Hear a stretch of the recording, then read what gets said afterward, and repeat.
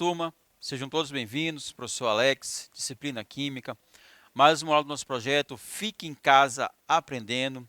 Turma, espero que vocês estejam aproveitando essas aulas, aproveitando esse projeto, estejam acompanhando não só as aulas de Química, mas também dos outros componentes curriculares. Show de bola? Vamos iniciar? Bom, estamos em uma série de aulas do segundo ano do ensino médio, é, cuja temática principal é a termoquímica, né? O nosso foco está sendo na termoquímica. Termoquímica é o ramo da química que vai relacionar o calor, a produção de energia na forma de calor, com as reações químicas. Show? Bom, existem reações que vão liberar energia na forma de calor e existem reações químicas que vão absorver energia na forma de calor, né? Ou seja, nós temos processos exotérmicos e processos endotérmicos. Esse calor ou essa energia nós vamos chamar de entalpia, que é o conteúdo energético das substâncias. Então, em uma reação química, turma, estamos só recapitulando, a gente determina a variação de entalpia na reação, que vamos chamar de ΔH, a variação de entalpia. O ΔH a gente calcula da seguinte forma: entalpia dos produtos menos entalpia dos reagentes. Ou seja, ΔH igual HP menos HR. Beleza? Show? Lembraram? Bom, esse ΔH, né, esse resultado, vai ser um número seguido de um sinal, que pode ser positivo ou negativo. Turma, sinal negativo, ou seja, ΔH negativo, processo exotérmico, ou seja, houve uma liberação de energia. Quilojoules, quilocalorias, beleza? Agora, se o ΔH for positivo, o processo absorveu energia, certo? Endotérmico, ΔH positivo, né? Houve uma absorção de energia, um ganho de energia, na forma de kJ, né? Quilocaloria, ou quilocalorias, né? Quilojoules. Show? Positivo, endotérmico, negativo, exotérmico. Essa entalpia ela pode ser chamada de entalpia de formação, entalpia de combustão, entalpia de ligação. Então, a gente pode calcular o ΔH utilizando a ideia da entalpia de formação. Podemos utilizar o ΔH, podemos calcular o ΔH por meio da entalpia de combustão, como também por meio da entalpia de ligação. Falta um tópico, lei de Hess, certo? Já houve uma aula relacionada à lei de Hess, a gente vai hoje recapitular e trabalhar algumas questões sobre a lei de Hess. Então, olha só, a variação de entalpia, ou seja, né, a quantidade de calor liberada ou absorvida por um processo, só depende do estado inicial e do estado final. Entalpia dos produtos menos entalpia dos reagentes, né? Não dependendo das etapas intermediárias. Nós temos um gráfico, uma figura aqui, que a gente vai tentar visualizar o que nós acabamos de explicar. Olha só, o processo de A para C, né? Uma reação onde A produz C. Essa reação deu um ΔH. Mas podemos chegar a esse estado final, C, através de etapas intermediárias. A produzindo B, que vai gerar um ΔH. Esse B gerando D, que vamos ter um outro ΔH. E D gerando C, um terceiro ΔH. Turma, o ΔH do processo direto, A para C, vai ser numericamente igual, certo? Numericamente o sinal. Eles vão ser iguais se a gente trabalhar também com as etapas intermediárias, né? Passando por B, por D, até chegar na substância C. Então, o ΔH ele vai ser igual à soma do ΔH1, ΔH2 com o ΔH3. Essa é a lei de Hess. Então, não importa se o processo ele é direto ou indireto, a variação de entalpia vai ser a mesma. Então, vamos ter o mesmo resultado. Bom, Por meio dessa explicação da lei de Hess, nós vamos ter três consequências que nós vamos utilizar para poder chegar a esse ΔH final, né? Primeira consequência, as equações termoquímicas, elas podem ser somadas como se fossem equações matemáticas, né? Por isso que Hess disse que o ΔH do processo direto vai ser igual à soma dos ΔH dos processos intermediários. Então, é como se essas equações termoquímicas fossem equações matemáticas. Se for necessário, invertendo uma equação termoquímica, devemos trocar o sinal do ΔH. Por quê? Porque se em um processo, A gerando C, esse ΔH é positivo, então o processo inverso, C produzindo A, o ΔH tem que ser negativo, certo? Então, se for necessário inverter, turma, uma equação termoquímica, o valor continua o mesmo, a gente vai apenas mudar o sinal do ΔH. Multiplicando ou dividindo uma equação termoquímica por um número diferente de zero, o valor do ΔH também deverá ser multiplicado ou dividido pelo mesmo valor. Se 1 grama de A, para produzir 1 grama de C, absorve 100 quilocalorias, 2 gramas de ar, eu tenho o dobro da substância inicialmente, que vai gerar o dobro da substância resultante, 2 gramas de C. O calor envolvido, logicamente, será também dobrado. Então, se a gente multiplicar ou dividir a equação termoquímica, isso vale também para o ΔH daquela reação. Bom, com base nessas três consequências, a gente consegue resolver as questões relacionadas à lei de Hess. Então, nós vamos trabalhar com algumas questões. Então, acompanhe aqui o enunciado, turma. O acetileno é um gás que, ao queimar, produz uma chama luminosa, alcançando uma temperatura ao redor de 3.000 graus Celsius. É utilizado em maçaricos e no corte e solda de metais. A equação de decomposição é a seguinte. Aqui nós temos o etileno, ele vai se decompor em carbono e gás hidrogênio, liberando 226 kJ por mol. Baseando-se nessa reação, analise as afirmativas. Então, agora nós vamos ter três afirmativas e nós vamos identificar se ela está correta ou se ela está errada. Invertendo o sentido da equação, o sinal da entalpia não varia. Errado, Acabamos de explicar para vocês. Se for necessário inverter a equação química, o sinal deve ser trocado. Então, a afirmativa primeira está errada, ela é falsa. A liberação de calor, constituindo-se numa reação exotérmica. A liberação, liberar quer dizer perda. E a gente identifica isso por meio do sinal, no caso, negativo. Todo sinal negativo representa uma reação exotérmica, onde está havendo uma perda ou liberação de calor. Então, a afirmativa 2 ela é verdadeira. 3. A entalpia dos produtos é menor que a dos reagentes. Se está havendo uma perda de energia, uma liberação, então os produtos têm menos energia do que os reagentes. Então, a afirmativa 3 também é verdadeira. Resposta correta, a letra E. Valeu, turma? Próxima questão.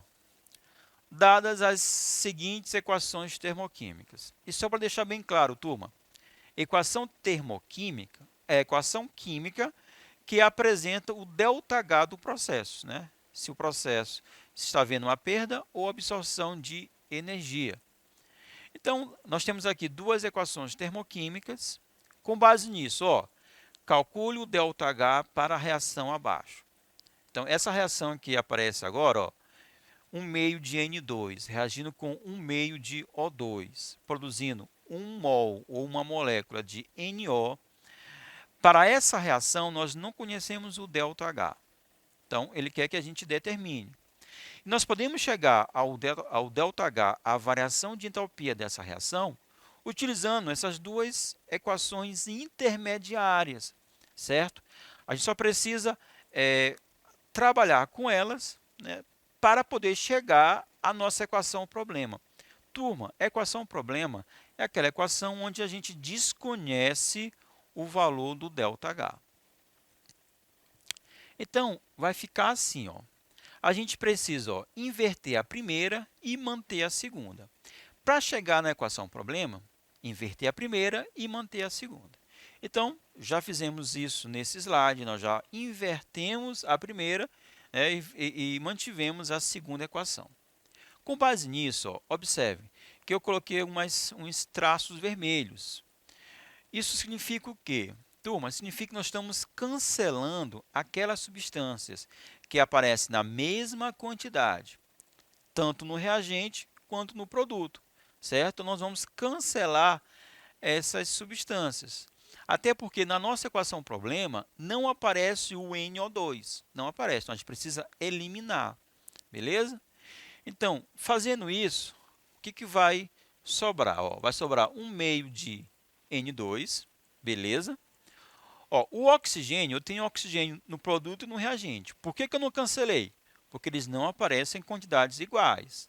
Nós temos aqui na equação 1, 1 mol, e na equação 2, 1 mol, e na equação 1, apenas meio mol, né? 1/2. Como eles aparecem em lados opostos, na verdade está havendo uma subtração. 1 menos meio vai sobrar meio mol de O2. E no lado aqui do produto, olha só, o NO2 foi cancelado, o que vai sobrar? Vai sobrar o NO. É a nossa equação problema. Como a gente precisou inverter a primeira equação, mudamos o sinal, que era positivo, passou a ser negativo. Feito isso, turma, basta somar o ΔH.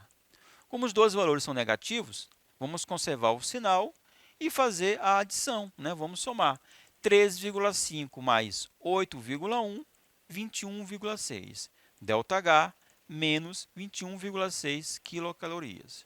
Show? O processo é um processo exotérmico. Próxima questão. Ó, os conversores catalíticos ou catalisadores são dispositivos antipoluição existentes na maioria dos carros produzidos pelas indústrias automobilísticas. Os catalisadores, eles adsorvem as moléculas dos gases poluentes, facilitando a formação do complexo ativado e, com isso, aceleram a oxidação do CO, que é o monóxido de carbono, e hidrocarbonetos, ou a decomposição dos óxidos de nitrogênio. Entre as diversas reações que ocorrem em um catalisador, uma das mais importantes é essa que aparece na tela para vocês. Então, é o monóxido de carbono reagindo com meio mol de oxigênio, produzindo o CO2, o dióxido de carbono. A partir das entalpias das reações abaixo, então, ele nos fornece aqui, ó, duas equações que vamos chamar de equações intermediárias, que conhecemos o ΔH. Então, a partir delas, determine o ΔH da reação de combustão do monóxido de carbono. Beleza? Então, nós temos duas equações intermediárias que conhecemos os valores do ΔH. Com isso, nós vamos determinar o ΔH da equação problema, que é aquela equação que desconhecemos o valor do ΔH. Ó, organizando, o que a gente precisou fazer? Ó? Inverter a primeira equação e manter a segunda equação. Beleza? Então, invertendo a primeira e mantendo a segunda, como houve a necessidade de inverter a primeira, ó, eu mudei também o sinal. O que era negativo passou a ser positivo. Beleza? Mais uma vez, olha só, nós estamos cancelando aquelas substâncias que aparecem do mesmo lado na mesma quantidade, né? Em lados opostos, na mesma quantidade. No caso, é o carbono. Até porque na nossa equação não aparece o carbono. Beleza? Feito isso, o que nos interessa é o ΔH. O que vamos fazer? Né? Apenas a operação matemática. Como agora nós temos sinais contrários, nós vamos manter o sinal do maior. No caso, quem é o maior? É o 393,5.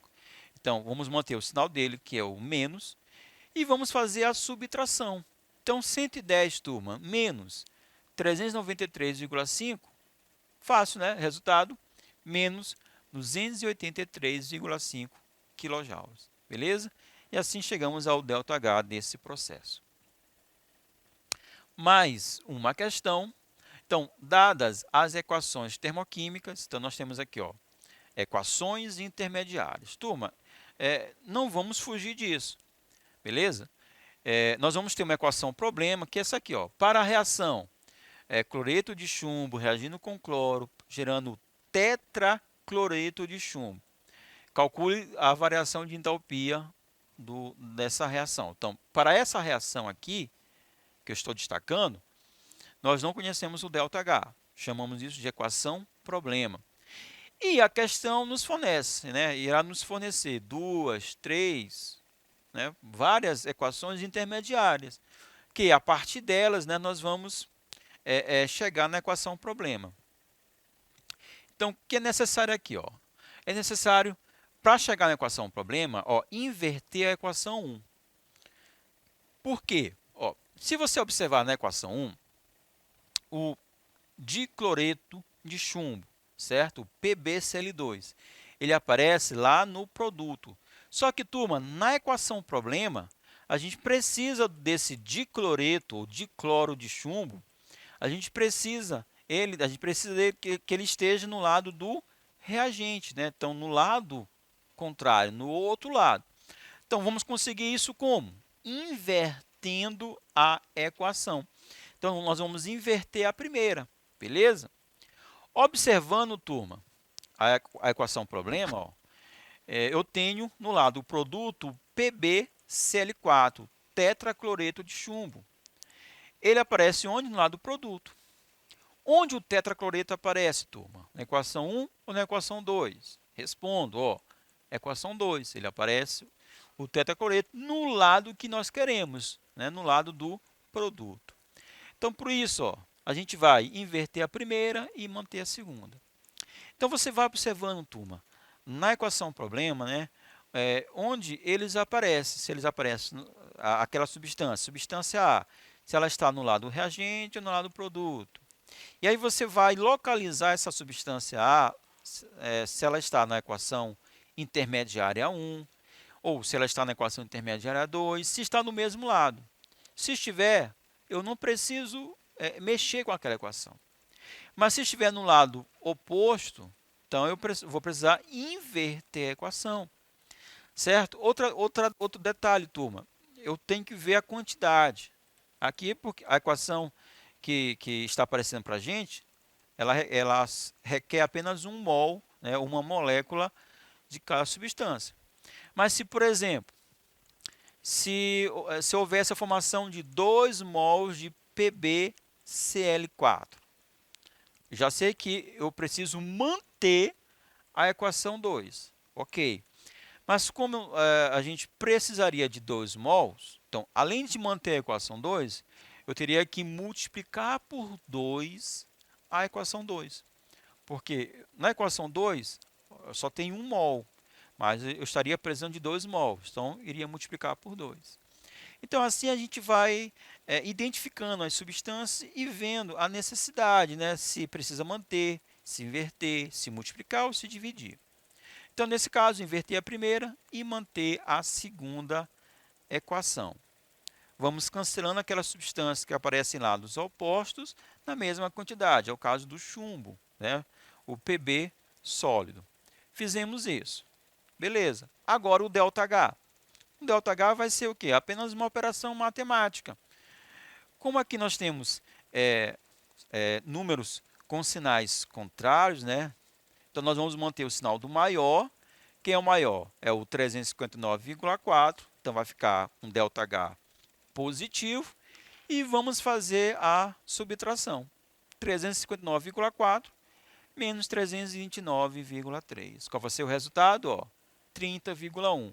O ΔH, né, um ΔH positivo, um processo endotérmico, onde há uma absorção de 30,1 kJ. Ok, turma? Espero que vocês tenham gostado. Até a próxima. Tchau.